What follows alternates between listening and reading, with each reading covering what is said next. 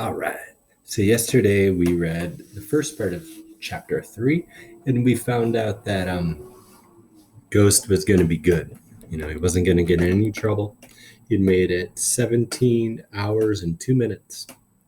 But then that stupid kid, Brandon Simmons, started messing with him in the lunchroom, and finally Ghost snapped, right?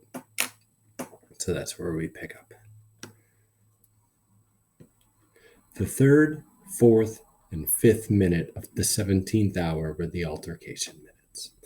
But the sixth was the longest of them all. The embarrassing walk to the principal's office.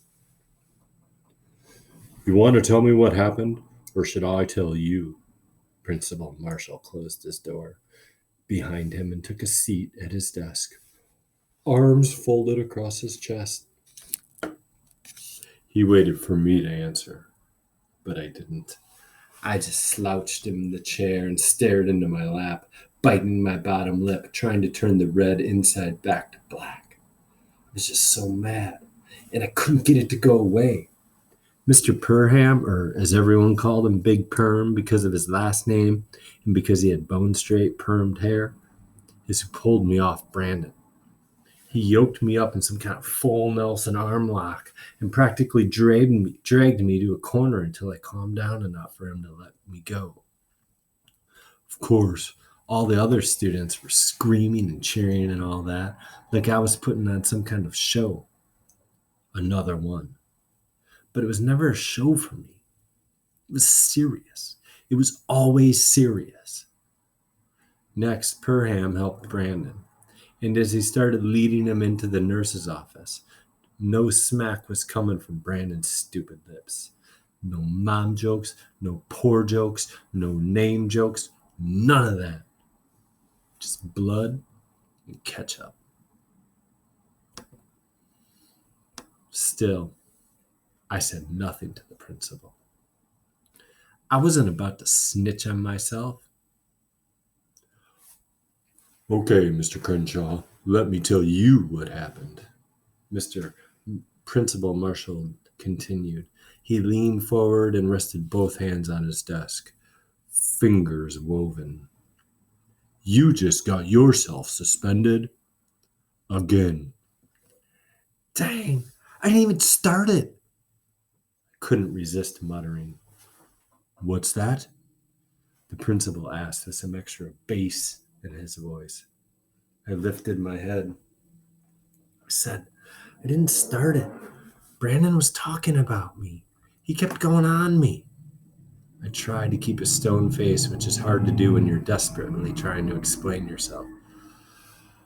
About how my mother works in a cafeteria and about my neighborhood and all that, and he's always trying me. And he don't even know me like that. He just wouldn't shut up. Marshall leaned back in his seat. So instead of telling her teacher, you jumped on him? Well, yeah. Brandon needed a beat down as far as I was concerned. Somebody had to do it. And well, this wasn't the first time I had been in this kind of altercation. I mean, there was the time I yelled at Mr. Crew because he kept being mean about us not understanding Spanish well enough to speak in the perfect accent or whatever. He was just riding us too hard for not rolling our R's, and one day I just lost it. After class, everybody told me he deserved it, but I still caught a detention for it. And then another time, Damon D.W. Woods told everybody I kissed this girl, Janine, who was the only pretty girl who liked me, but I hadn't. And I hadn't told D.W. that lie. I just told him that me and Jasmine exchanged phone numbers. Once she found out, Janine said I was disgusting, and she stopped talking to me. So I punched Damon in the stomach. He cried and ran to Marshall, and I got suspended for that one. And then Janine liked me again, but it's already over her. And me and Brandon had a bunch of other moments, but it was mostly just a lot of yelling, really just me yelling and him laughing, but no more. No more getting the Brandon runaround. Then it hit me. Run around. Running. The team. Coach made a deal with my mother. I only had one shot. No mess-ups, no do-overs, no altercations. But what was I supposed to do?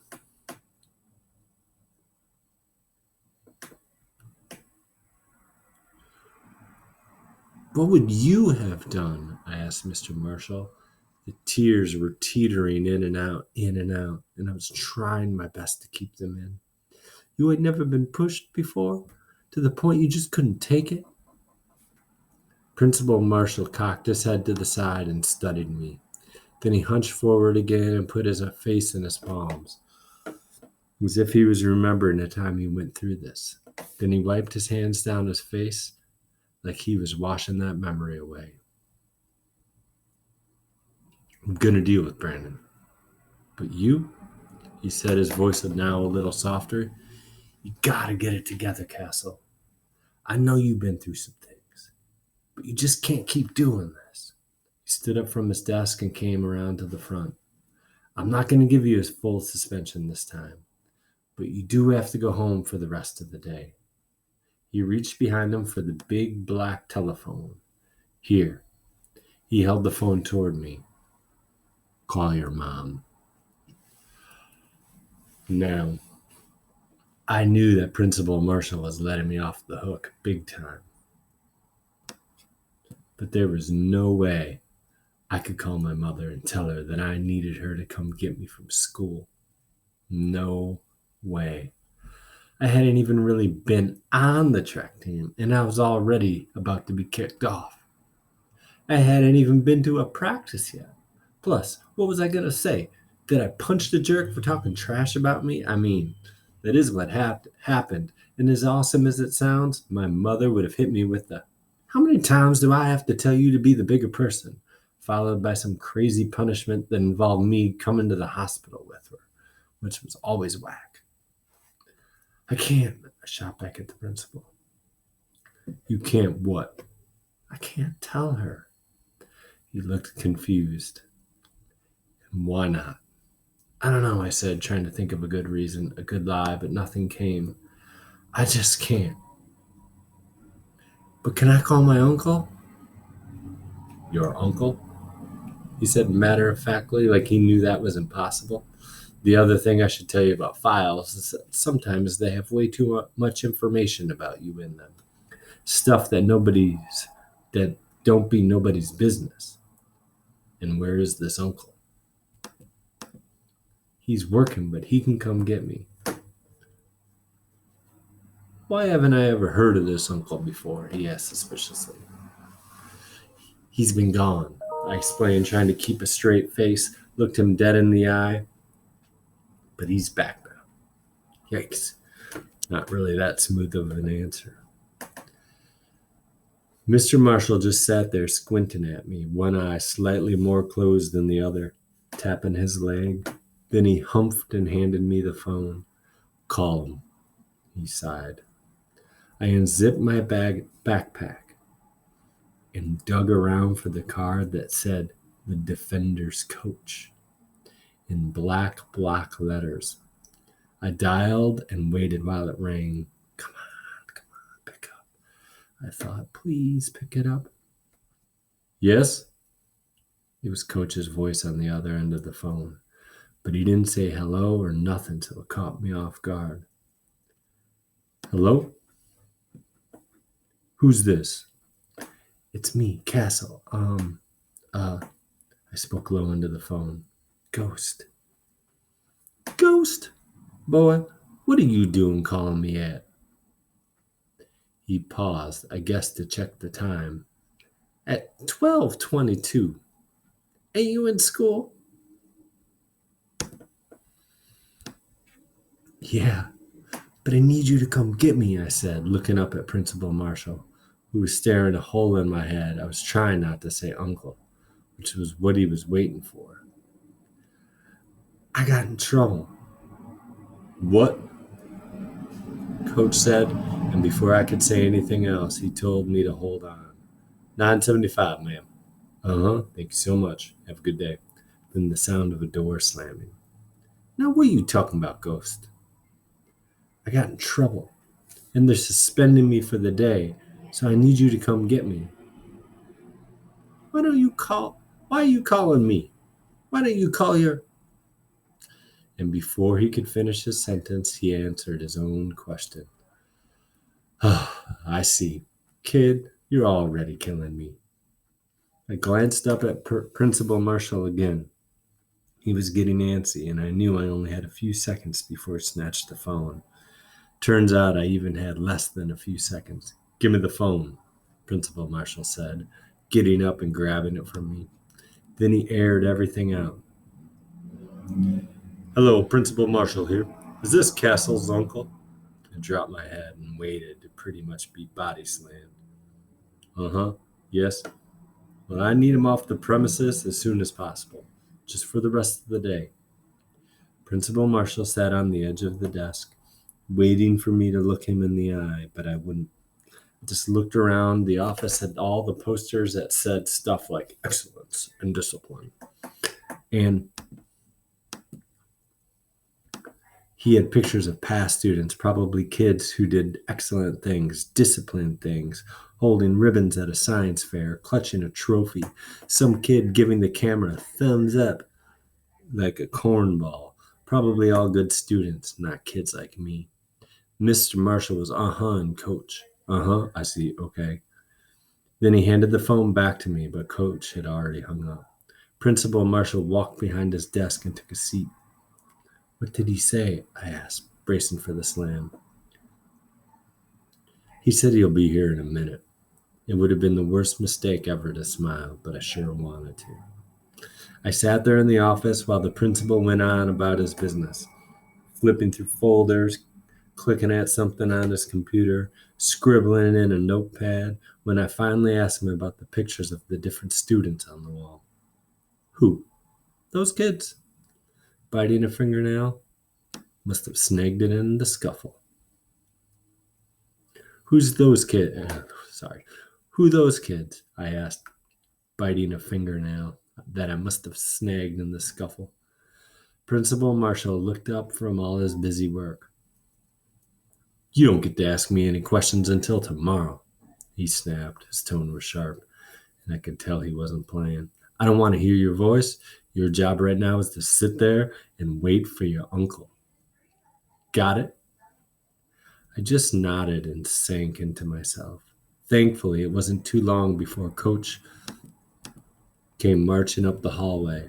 The look he gave me was just as bad as the look Mr. Marshall had given me, which were the looks my mom gave me whenever I was in these situations. The I'm so disappointed in you look, which is the way worse than the I'm mad look. I'm here to get Castle, Coach said to the secretary, Miss Dixon. Okay, just sign him out, she said. Coach scribbled something on a piece of paper. Okay, just sign him out, she said. Coach scribbled something on a piece of paper, checked his watch, jotted the time down, met the principal, shook his hand, apologized to him for what I did, and we were out of there. On the way down the hall, Coach didn't say a thing, not a word, but as soon as we got in his cab, he lit me up. What were you thinking telling those people I'm your uncle? Do you know that's probably against the law? I'm not sure if it is or if it isn't. It probably is. And if it is, you got me out here committing crimes. I've known you for one day, and I just kidnapped you. I kept quiet because Coach was really mad.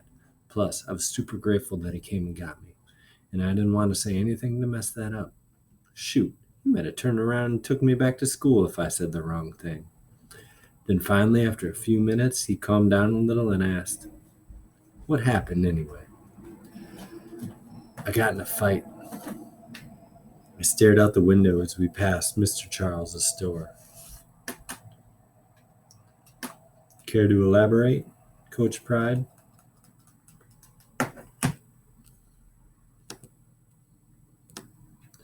Okay, so there's this dude, Brandon Simmons. He's always getting on me about my mom and where I live and how I look and all that. And today I just couldn't take it no more. I faced Coach. He glanced at me and then back down the road. So I jumped on him. I beat him down. And what, you think that makes you tough? Coach scoffed. I thought about it for a second. I don't know. Does that make it right? He asked. What is it about adults that makes them all just say the same things? Like they all studied the same book about grown upness, memorizing phrases like, does that make it right? And be the bigger person. I just shrugged, spoke with my shoulders. I kind of wanted to say yes. Yes, me punching Brandon in the face makes it right because he had been begging for it forever. It made it right for everybody he joked on, and those kids would have given me their honor roll certificates for what I did. That wasn't the answer Coach was looking for, but man, that's how I felt. Coach drove through town, and eventually we ended up at Martin Luther King Park. He said that since I had cost him a half day's worth of fares, the front seat wasn't even all that junky yet. I would have to make it up to him by putting in extra work at the track, which was fine with me. Coach grabbed his whistle and clipboard from the glove department. Okay, here's how we're spending your suspension. We got us 3 hours before practice. We're going to use this time to get you caught up on the way all this goes. How? What goes? Being on a team, boy. I could tell he was still irritated, but not as much as he had been. We headed over to the track, the bright white lines marking out the red lanes, the green field in the middle. Okay, so first things first, where's your practice clothes? Coach asked. These are them, I said. You have on jeans and high tops, he stated the obvious. I looked at myself. There was a stain on my sneakers, a new one, maybe ketchup or chocolate milk. So I said, what's wrong with that? Coach sat down on a bench, stretched out his legs. You know what? Don't worry about it. We'll figure that out later. Let's just start with some stretching. Apparently, there's a whole slew of different kinds of stretches, and Coach showed me how to do them all. Each one was for a different reason. This one for that part of the leg, this one for another part of the leg, another one for your back, then jumping jacks, toe touches, push-ups. It all seemed silly to me, but not as silly as the next part, the 2-lap warm-up jog. Me and Coach bounced around the track, him telling me to keep my arms tucked, which is actually kind of hard to do. He said form is everything when it comes to running, and that it has more to do with form than how fast your legs move. That didn't sound right. To me, it seemed like if my arms were tucked but my legs weren't moving fast, then I wasn't going to be beating nobody. Just common sense. But then again, I didn't think a 2-lap jog as slow as we were going would get me going. But by the time we finished, I was pouring sweat. Good, good, he said as we got back to the bench. He bounced around on his toes like a boxer before finally settling down. Feels good, don't it? I wiped my face with my shirt and took a seat. I was tired and energized at the same time, which was weird. I didn't do it to make me feel tough, I blurted out of nowhere. Coach stopped bouncing. He sat down next to me and grabbed a towel from his bag. What are you talking about? He asked, wiping sweat from his bald head, more like buffing it out. Well, you asked me in the car. Beating up Brandon makes me tough, I reminded him. I said I didn't know, but I do. We locked eyes. The answer is no. It don't make me tough.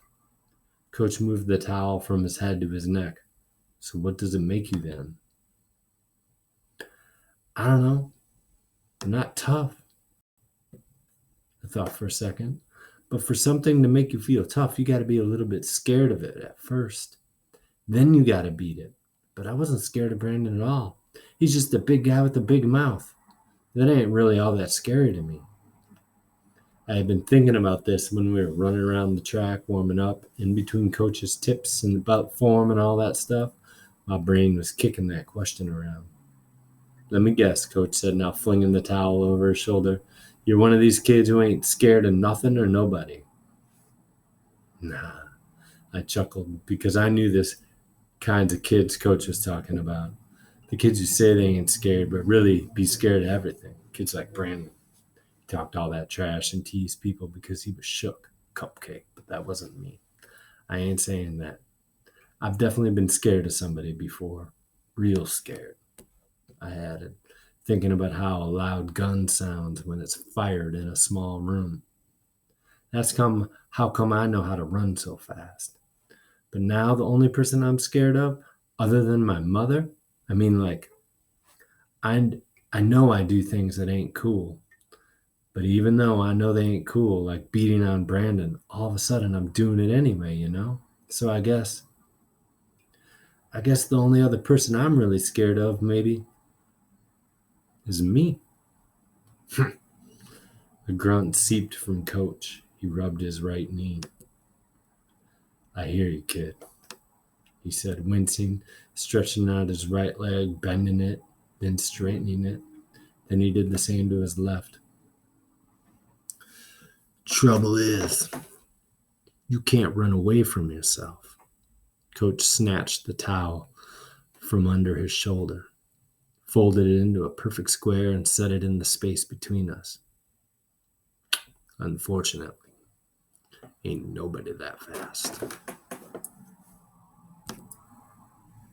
Okay, so for today's response, I want you to talk about what you're thinking about Coach and Ghost's relationship.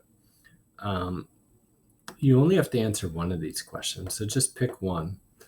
But they're all about the two of them, so you could talk about what was Ghost.